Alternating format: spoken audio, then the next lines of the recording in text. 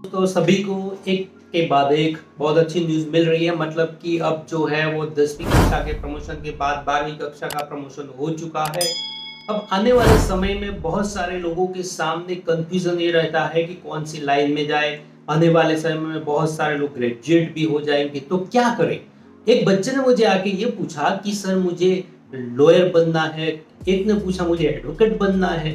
तो मुझे लगा कि इनके बारे में या इसके बारे में एक वीडियो बनाना बहुत ज़रूरी है। तो आज की वीडियो में हम देखेंगे कि लॉयर, एडवोकेट आदि क्या होते हैं और उसके लिए क्या करना पड़ता है। तो आइए आज की वीडियो में हम देखते हैं कि लॉयर, एडवोकेट, बैरिस्टर आदि क्या है और उसके बीच का तफावत क्या है। आइए हम देखते हैं। दोस्तों सबसे पहले हम लॉयर की बात करेंगे। लॉयर मतलब कि 3 साल की एलएलबी की डिग्री जिसके पास है उसे हम लॉयर कह सकते हैं। बहुत सारे लोग एलएलबी करने के बाद अपने आप को एडवोकेट कहते हैं, तो मतलब कि ये लॉयर जो होता है उसके पास 3 साल की एलएलबी की डिग्री होती है, उसे हम लॉयर कह सकते हैं। चाहे वो 5 साल की भी हो सकती है, यानी कि 12वीं कक्षा के बाद अगर आप ये कर रहे हैं कोर्स तो 5 साल का होता है। ग्रेजुएशन के बाद अगर कर रहे हैं तो वो 3 साल का होता है। तो 3 साल की एलएलबी की डिग्री जो है वो आपको लॉयर बनाती है। इसके बाद आते हैं बैरिस्टर। अब देखिए कई लोग बैरिस्टर, आपने सुना होगा कि सरदार वल्लभ भाई पटेल जो थे वो विलायत से बैरिस्टर होके आए, गांधी जी बैरिस्टर होके आए। तो ये बैरिस्टर क्या है, लॉयर क्या है, ये एडवोकेट क्या है। तो दोस्तों लॉयर जो है वही बैरिस्टर है, यानी कि जिसके पास एलएलबी की डिग्री है उसे ही बैरिस्टर कहा जाता है। किंतु बैरिस्टर उसे कहा जाता है जिसने इंग्लैंड से एलएलबी की डिग्री प्राप्त की है। फिर से ध्यान से समझिएगा, इंग्लैंड से जिसने ऐसे ही यानी कि एलएलबी की डिग्री प्राप्त की है उसे आप बैरिस्टर कह सकते हैं। और भारत में अगर उसने ये डिग्री प्राप्त की है तो उसे आप लॉयर कह सकते हैं। तो ये लॉयर और बैरिस्टर के बीच ये तफावत होता है, बहुत सारे एग्जाम में पूछा जाता है दोस्तों। इसके बाद आता है एडवोकेट। अब देखिए कि एडवोकेट क्या होता है। तो एडवोकेट ये होता है कि जिसने, आपने मान लीजिए कि एलएलबी की डिग्री प्राप्त कर ली और बाद में आपने बीसीआई यानी कि बार काउंसिल ऑफ इंडिया की जो एग्जाम होती है वो एग्जाम आपने पास कर ली और आपको सनद मिल जाती है, लाइसेंस मिल जाता है, तब आप एडवोकेट बन जाते हैं।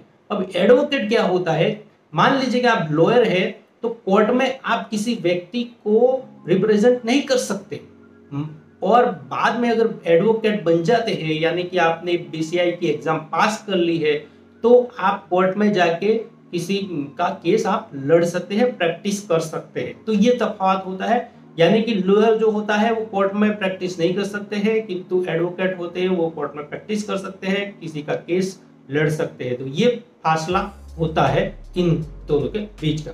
फिर जो होता है सीनियर एडवोकेट। तो सीनियर एडवोकेट क्या होता है, तो सीनियर एडवोकेट वो होता है जिससे 10 साल से ज्यादा का प्रैक्टिस का अनुभव होता है और बाद में वो सुप्रीम कोर्ट में भी केस लड़ सकते हैं। साथ ही उसका कोर्ट आदि जो है ड्रेस कोड भी बदल जाता है, अच्छी खासी फीस होती है उनकी और बहुत सारे उनके पास केसेस होते हैं, अनुभव होते हैं, उसे हम सीनियर एडवोकेट जो है वो कह सकते हैं। इसके बाद आता है ARO यानी कि एडवोकेट ऑन रिकॉर्ड। तो बहुत अच्छे से इसे समझ लीजिएगा। AOR यानी कि advocate on record.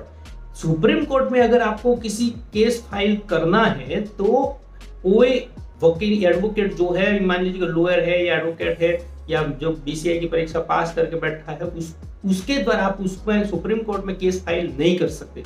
Her court के एक रूल्स होते हैं, उसी रूल्स के अनुसार AOR यानी कि एडवोकेट ऑन रिकॉर्ड जो होता है वही व्यक्ति सुप्रीम कोर्ट में केस फाइल कर सकता है। तो दोस्तों अगर सुप्रीम कोर्ट में कोई भी केस फाइल करना होता है तो आपको AOR की सहायता लेनी पड़ेगी। अब AOR जो है उसके लिए भी नियुक्ति के लिए एग्जाम होती है उसकी, और उसमें 5 साल का अनुभव चाहिए होता है। 5 साल मतलब कि 4 साल जो है वो किसी भी कोर्ट का और 1 साल सुप्रीम कोर्ट केस का अनुभव, लड़ने का अनुभव होता है। तो ये AOR जो है वो सुप्रीम कोर्ट में केस फाइलिंग करते हैं। ठीक है, अब हम बात करते हैं आगे कि आपने देखा होगा कि अगर मान लीजिए कि किसी गवर्नमेंट के विरुद्ध कोई केस करते हैं या गवर्नमेंट को कोर्ट अगर कोई पूछती है तो उसके लीगल एडवाइस वो कहाँ से लेंगे, या तो सुप्रीम कोर्ट में या हाई कोर्ट में राज्य सरकार को कौन रिप्रेजेंट करे? तो अगर राज्य सरकार के विरुद्ध अगर कोई केस फाइल करता है तो राज्य सरकार किसके पास लीगल एडवाइस के लिए जाएगी? तो इसलिए हर स्टेट में गवर्नर जो होते हैं वो एक एडवोकेट जनरल की नियुक्ति करते हैं, जिसे हम महाधिवक्ता कह सकते हैं। ये एडवोकेट जनरल जो होते हैं वो राज्य सरकार की तरफ से कोर्ट में केस जो है वो देखते हैं, वो आंसर देते हैं, वो सौगंधनामा करते हैं, या तो जो भी राज्य सरकार के केसेस होते हैं उसको रिप्रेजेंट करने के लिए वो जाते हैं। यानी कि अभी आप देखिए कि मान लीजिए कि हाई कोर्ट है, हाई कोर्ट ने मान लीजिए कि राज्य सरकार को कुछ पूछा, कुछ आंसर के लिए उनको तलब किया, तो कौन जाएगा? तो ये जो होते हैं एडवाइजर, यानी कि ये जो होते हैं महाधिवक्ता यानी कि एडवोकेट जनरल जो होते हैं वो इसमें रिप्रेजेंट करते हैं। इसके बाद मान लीजिए कि सेंट्रल के विरुद्ध अगर कोई ये करता है, सुप्रीम कोर्ट उसे कुछ पूछता है, तो कौन आंसर देगा? तो इसके लिए भी राष्ट्रपति जो होते हैं वो नियुक्ति करते हैं, जिसे हम अटॉर्नी जनरल कहते हैं। तो अटॉर्नी जनरल जो है वो सेंट्रल के केसेस देखते हैं और उसे कंट्री का फर्स्ट लॉ ऑफिसर कहा जाता है। और उनकी सहायता के लिए, उनके जो केसेस है उनकी सहायता के लिए एक सॉलिसिटर जनरल भी होते हैं जो इनकी सहायता करते हैं, उनको भी सेकंड लॉ ऑफिसर कंट्री का कहा जाता है। तो ये सारे जो फासले हैं या ये सारे जो तफावत है, ये सारे मैंने आपको आज की वीडियो में बताने की कोशिश की है। आशा करते हैं कि आपको ये समझ में आई होगी। तो आइए एक बार फिर से हम रिव्यू कर लेते हैं। लॉयर यानी कि जिसके पास 3 साल या 5 साल की LLB की डिग्री है उसे हम लॉयर कह सकते हैं। बैरिस्टर यानी कि जिसने इंग्लैंड से LLB की डिग्री प्राप्त की है उससे हम बैरिस्टर कह सकते हैं। एडवोकेट जिन्हें बार काउंसिलिंग ऑफ इंडिया की जो लाइसेंस है वो प्राप्त किया है उसे हम एडवोकेट कह सकते हैं। तो अब हम इसमें गलती नहीं करेंगे, सबको उनके ओहदे के अनुसार उगारेंगे।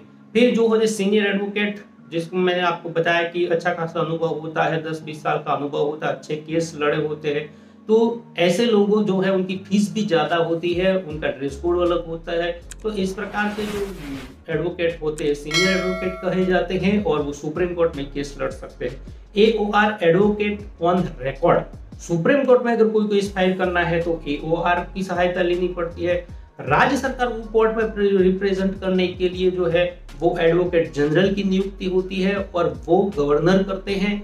इस तरह से सुप्रीम कोर्ट में अगर कोई यानी कि सेंट्रल गवर्नमेंट के कोई केसेस होते हैं उसके लिए भी यहाँ पर नियुक्ति होती है, जिसको हम अटॉर्नी जनरल कह सकते हैं, और उनकी सहायता के लिए सॉलिसिटर जनरल होते हैं। तो ये सारे फासले जो है आज की वीडियो में बताने की कोशिश की है। आने वाली एग्जाम में ये बहुत काम लगेंगे आपको, क्योंकि ऐसे फासले कई लोग जो बेसिक नॉलेज होता है जो हम सब उसे नॉर्मल समझते हैं, किंतु जब भी ये पूछा जाता है तब कंफ्यूज्ड हो जाते हैं कि इसमें क्या होगा, क्या आएगा।